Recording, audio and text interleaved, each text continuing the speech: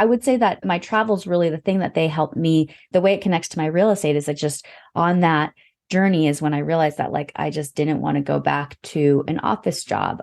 I needed to kind of create my own destiny. Your network is your net worth. Come listen to some of the most successful people I know share invaluable knowledge, stories, and advice in real estate, business, and beyond. This is Weiss Advice. Whether you want to take your business or personal life to the next level, look no further. Welcome back to another episode of Weiss Advice. I am your host, Yona Weiss, as always, on this beautiful day here today. And we have another incredible guest with us, Sujata Shyam, all the way from the beautiful Bay Area, California. Right? How you doing today? Hey, Yona, I'm doing well. Thank you. Yeah. And so you are very well known from your own podcast. I'm honored to be a guest on it recently. But, you know, we've crossed paths many times over the years in the commercial real estate industry and Facebook and all kinds of places, LinkedIn, and never met in person, though, which, you know, happens from time to time on the internet world of real estate. But hopefully one of these days.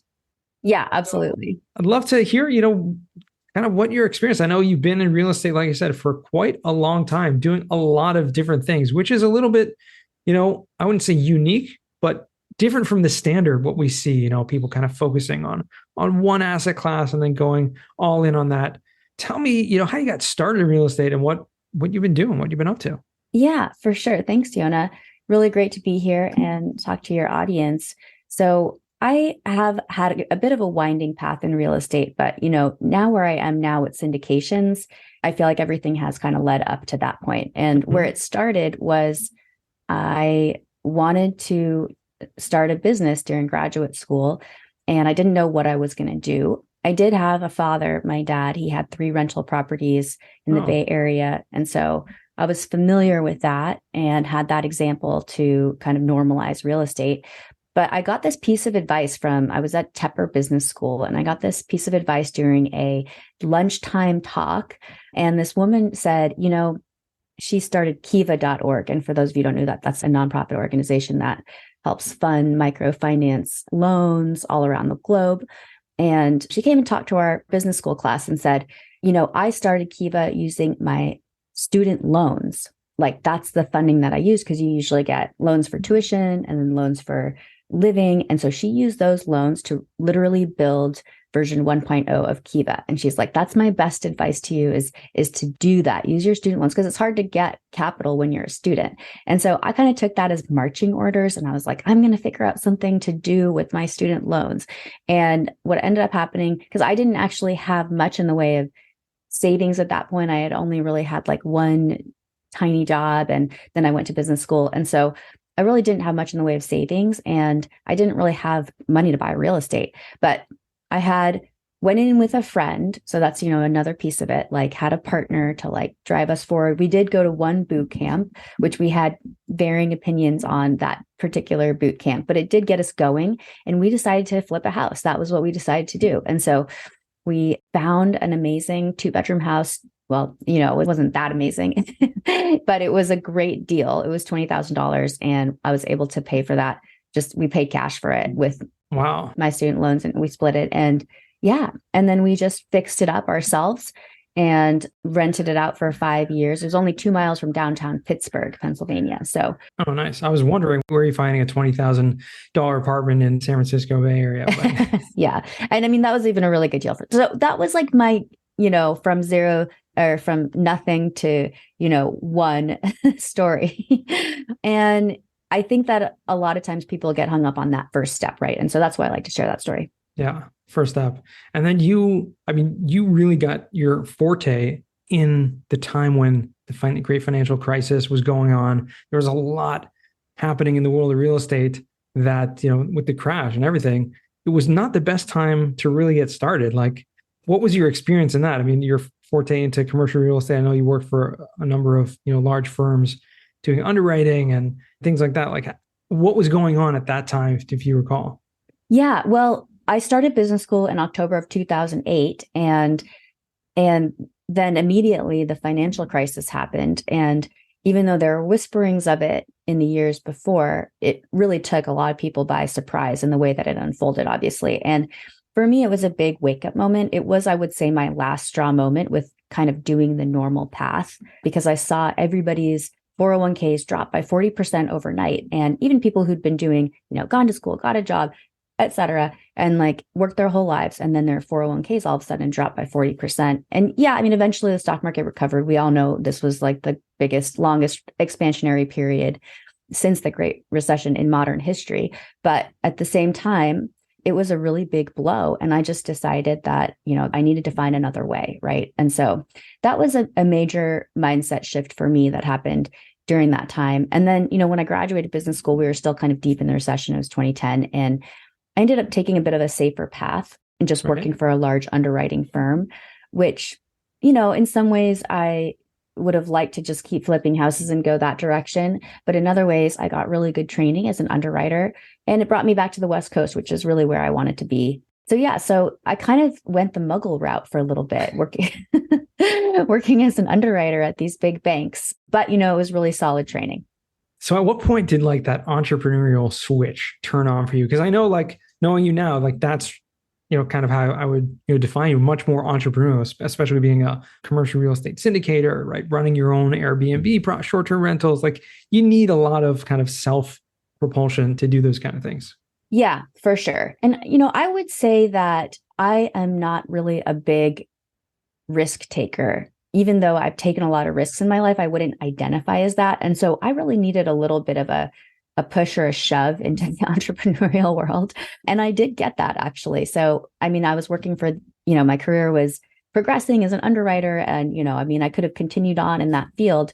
But thankfully, one of the companies that I was at went through a failed merger. And everything kind of just unfolded over the course of a year. And I would have had to move from my home on the West Coast to somewhere on the East Coast. I didn't want to do that to stay with the firm. And I also wasn't happy, so I think for some people, we just don't really fit in an office environment. And I really never thrived in that environment.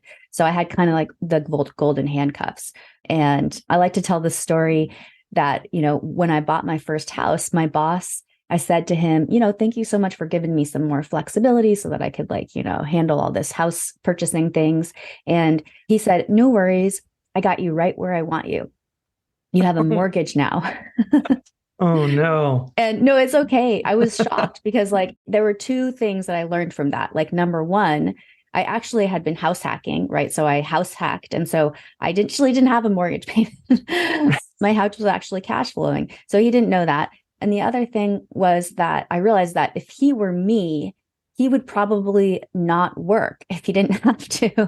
That was kind of the message that I got from that, is oh, this isn't really, anyway. So if you have enough, he was paying me enough that he felt well, I don't, she doesn't really have to work. And so that kind of was a big light bulb moment for me, that actually I don't need to live my life in a way where I'm required to work at a job. But in any case, and it's funny that I got that from him, and he was a really great guy, nothing against him. He was a wonderful boss, but it just wasn't the path for me. Right. And so thankfully we went through this merger, and I decided to take that time. And actually I had some friends encourage me, instead of just taking another job in underwriting, to go and travel. And so I had a friend I was like, okay, maybe I'll go away for a month or 2 months.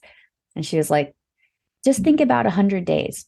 And that was another kind of mental switch for me. Interesting. Because all of a sudden I was 100 days became oh, maybe I'll be gone for a year or 2 years.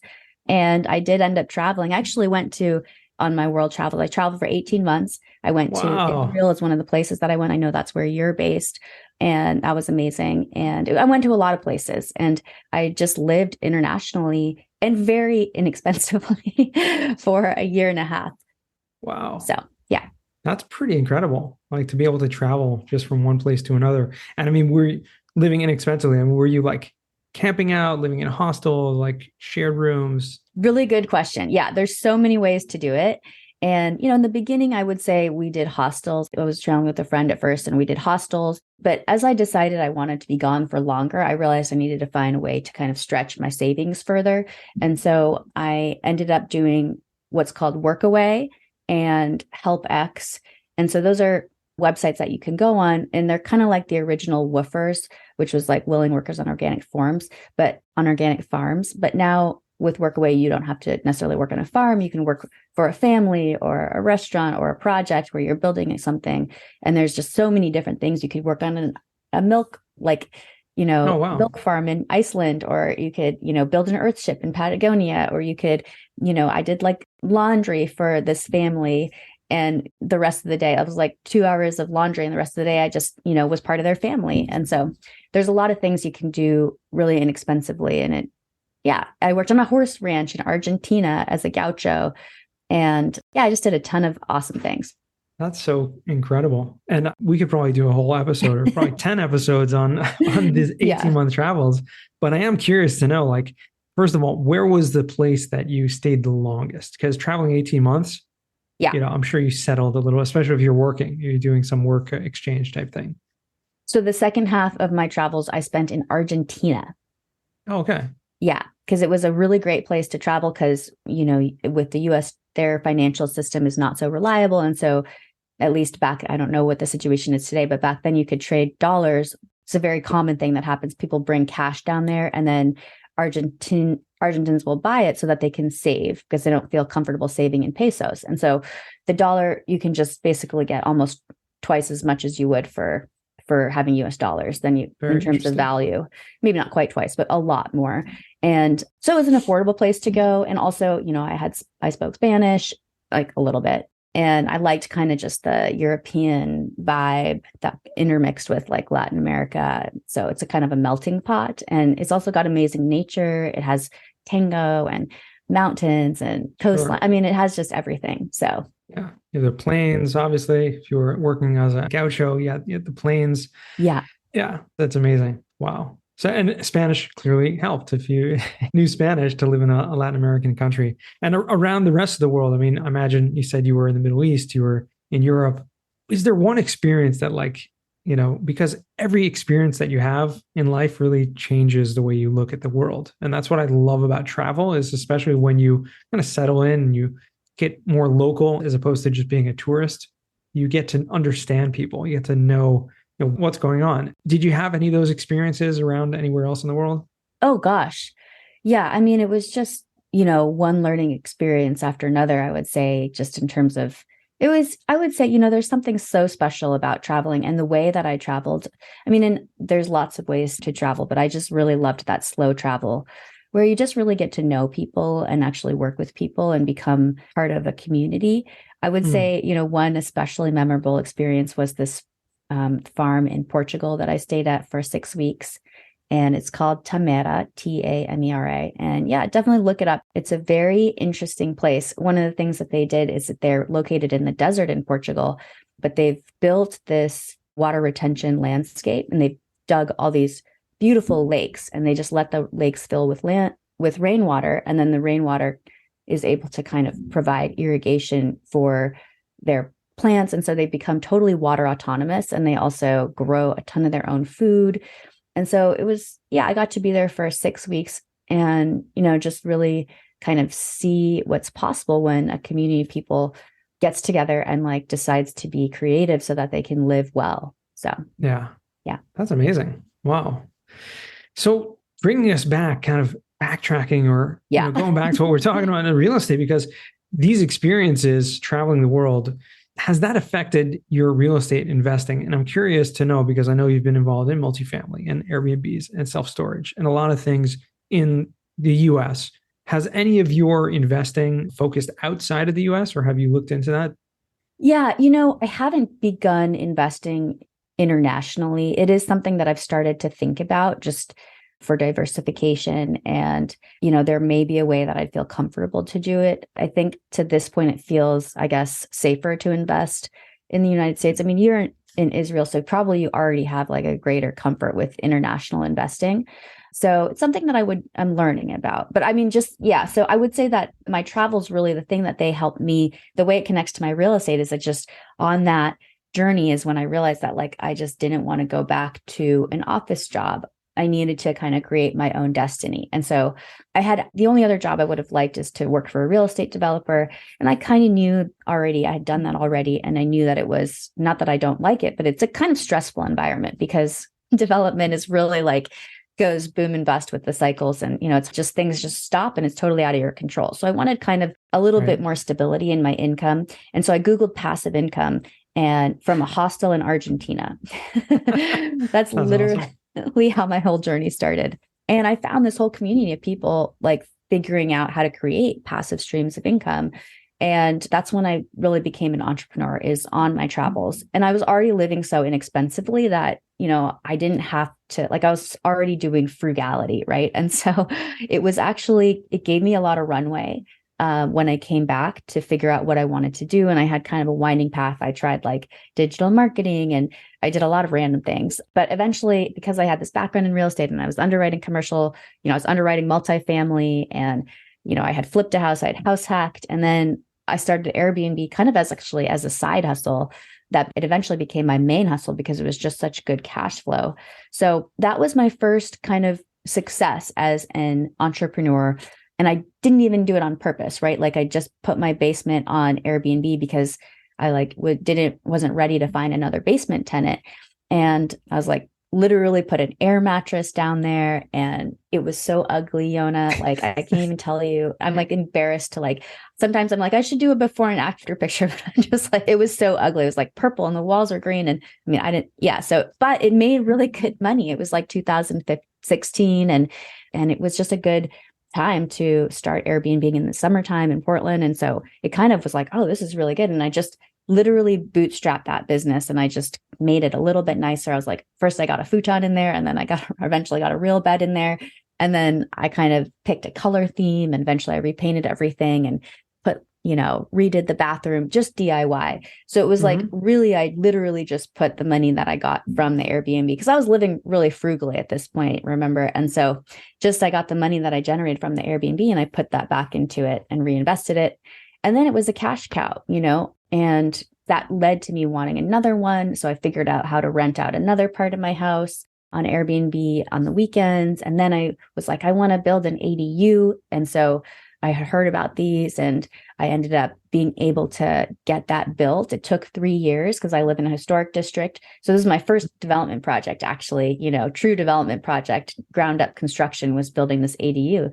And that's another Airbnb now. And it's just a stream of income that I'm going to have forever. And it's great. That's amazing. And so at this point, Airbnb, you said, was really your main hustle. That was something that you were not just cash flowing from the rooms in your house and the building, the ADU, but you branched out and, bought or, did other rentals as well? Yeah. I started, like I said, like lean startup, just renting out parts of my house. Yeah. My basement and then this master suite in the back. And I kept iterating on it. Right. So then I was like, okay, well, we need to build another bathroom if, this is going to work in the long term. So my partner helped me build a bathroom and a kitchenette. And, it was just like an iterative process. And then we built the cottage. And then I bought a fourplex that I was in a commercial zone. With Airbnb. You have to be very careful about the local regulations. And so I bought a fourplex that was built in 2012 or 2013. So it was like new enough that it wouldn't trigger a lot of the, updates like needing to widen staircases and things like that. So it was already sprinklered. And so it was a good buy. And it was also happened to be in a commercial zone. So I was very targeted when I was looking for that particular property. I was like, I want to do more Airbnb. I want to find something that's going to be relatively easy to convert. I mean, I still had to do some things to it to bring it up to like essentially a hotel use, which was an investment and took a while because going through the city planning process, et cetera, and then just getting things built. But, during that time, I was able to put it on medium-term rentals and Airbnb a bit. And so eventually now I have basically a little hotel, right? But honestly, between just those two properties, well over replaces like any corporate income that I would have had from underwriting. So it's like amazing. Very profitable, and it's really that's honestly, I was at that point, I was just too bored to like just do Airbnb. I'm like, I could have kept expanding my Airbnb portfolio, but like, it wasn't keeping me busy enough. Like I'm a motivated young person. Like I want to keep doing things and, and I also wanted diversification. Right. So That's when I started syndicating. Amazing. And so how did you learn the syndication business? Did you also like Google like passive income syndication? Like were you introduced to that through someone? Where did that whole path come? No, that's a really good question. So I had started listening to like, the real estate podcasts back in 2015, like Bigger Pockets was it one that I listened to. It's often one that people start with. And then I expanded into some other ones that were kind of more focused on syndications. So what I realized is that I didn't want to just flip houses or do wholesaling. Like I wanted to kind of work at a higher level. And then I started to hear about syndications and realized that like I had worked for syndicators, just institutional syndicators. That was who I was underwriting for. And so I kind of knew how the whole world worked, but just with institutional investors rather than individual investors. And that was always a frustration for me back in the day, was that, well, why can't individuals invest in these deals? And then I realized that like, oh, I mean, and no one in the banks, they're lovely people, but most of them aren't thinking in an entrepreneurial sort of way in terms of syndications. And so, even to this day, I think a lot of people who work in those spaces don't necessarily know that you can be part of a syndication yourself.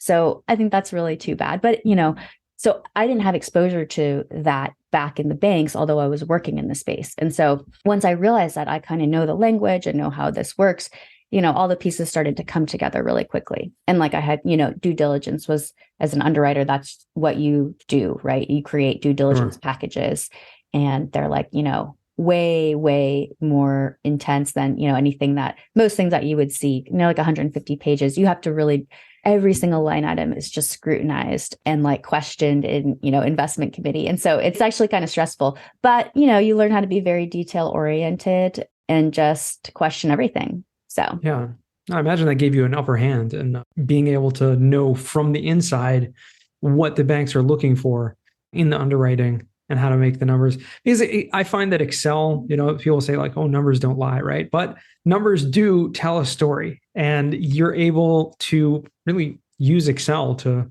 paint whatever picture you want. Are you able to? Oh, totally. Do you see that? Oh, yeah, I 100% agree. Yeah, numbers can easily lie.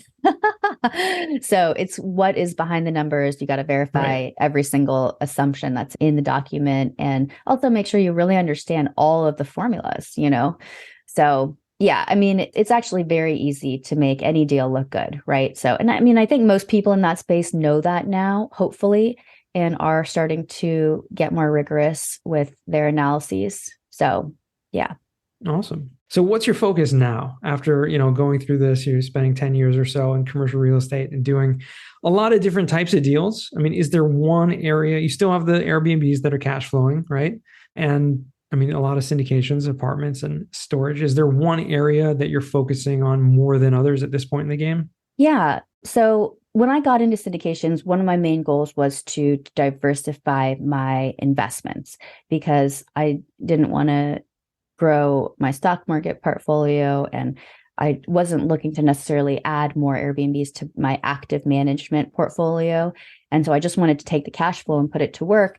And so I wanted to create an ideal investment strategy for myself and for my family. And also, I didn't necessarily want a business partner. At the time, I had tried having a business partner, and not that that could never work out, but it's like a business partnership is one that you've got to really nurture and put a lot of effort into, and you guys have to be on the same page, right? And so I really didn't know what I wanted as far as my own, what it looked like for me. And I wanted to do something that was nimble and flexible. And so that's why I decided to focus on the fund to funds model, where I help people invest in multiple asset classes and operators and geographies. And so I can really be one touch point for them to get into multiple different types of deals and create really, an investor community. So that's currently what I'm focused on, right? And I focus specifically on recession-resilient asset classes based on my own analysis.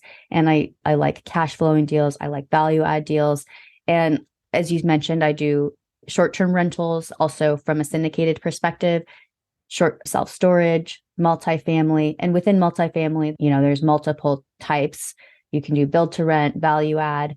We've got some of that, both of those. And then we also, we're looking at mobile home parks and RV parks, just because I like how some of those industries are relatively non-consolidated. Like multifamily, while there's still a lot of opportunity, is also more further along in terms of consolidation, whereas self-storage and extremely competitive. Extremely, yes, yeah.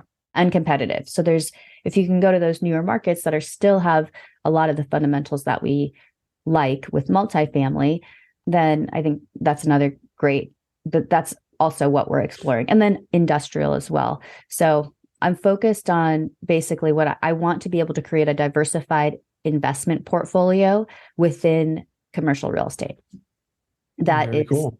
based in strong downside protection, but also, potentially very strong returns. But downside protection has really always been my first focus. Sure. And I mean, the fact that you're putting together, like you said, this, fund of funds where it is more diversified, there are opportunities that you can invest in multiple asset classes and in multiple, areas as well. I think that's a great model. And I love the fact that we didn't bring this up before, but you started a podcast a few years ago, Passive Income Unlock. So guys, make sure to check that out if you want to learn how to unlock passive income, because Suja has done that and has taught other people and is continuing to do so, from the ranches of Argentina all the way to Yeah. Portland. It's amazing to see. That's really awesome. Well, I'd love to transition now to what we call the final four. I mean, time flies on this show, but the first question for you is, what's the worst job you ever had?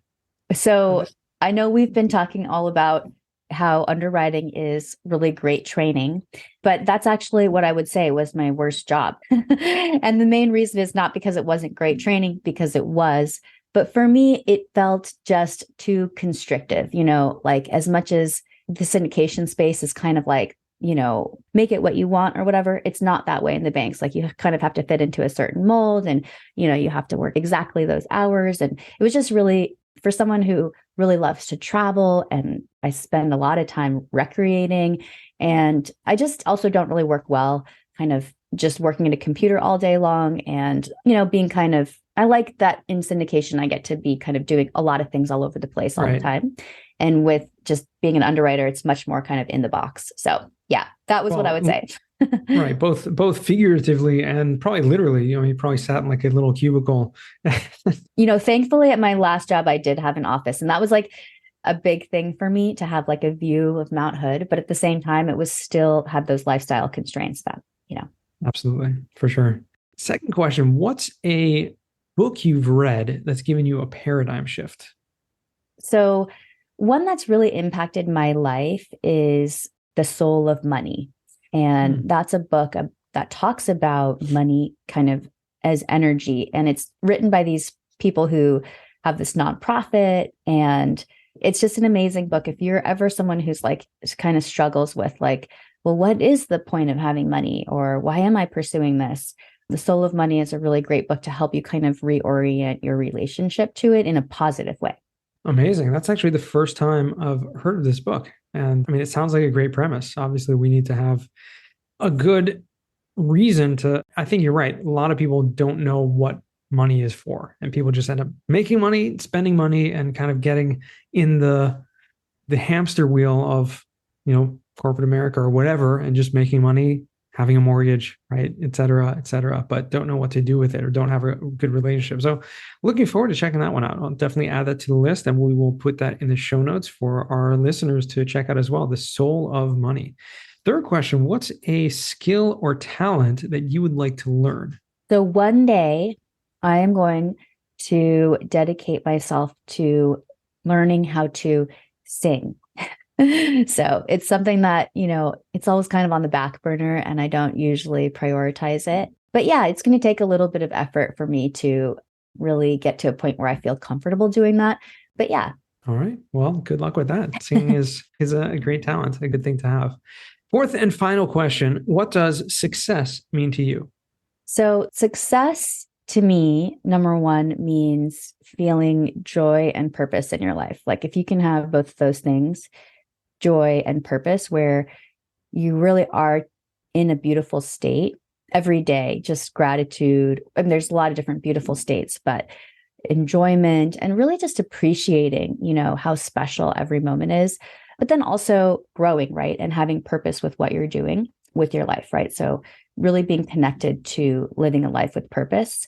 And then I'm just gonna add one more thing is connection. So for me, having connection to other people, having connection to nature and to the universe as a whole, that kind of really brings it all together for me too. Love it. That's amazing. That's a really beautiful definition also, because it's very different than what a lot of people kind of focus on. People are thinking about kind of more broad in general. And I love how you've brought it down to, I see you've given a lot of thought to that. And it's very deep and very meaningful. So I appreciate that. Well, Suja, it's really been awesome. A pleasure to hear from you and catch up with you today. Where can our listeners find you or reach out to you if they want to? Absolutely. So for listeners who want to check out, my podcast, as Yona mentioned, it's called Passive Income Unlocked. And if you also want to just email me, you can email me, find me on LinkedIn. My name is Sujata Shyam. So Sujata, and last name is Shyam. I'm on LinkedIn, and my website is luxecap.com. So that's luxe-cap.com. Thank you. Oh, awesome. We will make sure to put that all in the show notes for people to check you out and find you out. And please make sure to do so because, like I said, that's a great podcast to listen to, Passive Income Unlocked. And yeah, thank you so much for coming on the show. Thank you, Yona. And to our listeners, thank you guys for tuning in all the way to the end. Once again, remember, until next time, the best advice comes only when you ask. Real quick, I have one question for you. Did you like this episode? If you did, I want to ask you a huge favor. See, the biggest thing that helps this podcast grow and that will spread this message to the whole world is that if you leave a review, a rating, and subscribe to the podcast. What that does is it basically tells the platforms that this podcast is out on is that you like my stuff and I'm doing something right. So take a few seconds out of your day, hit that subscribe button, leave a rating or review. I would be extremely grateful. Also, I want to hear from you guys. So I want to hear some feedback. If you have any questions for future episodes, please find me on LinkedIn. Send me a DM, a connection request, Yona Weiss, and I'd love to hear from you.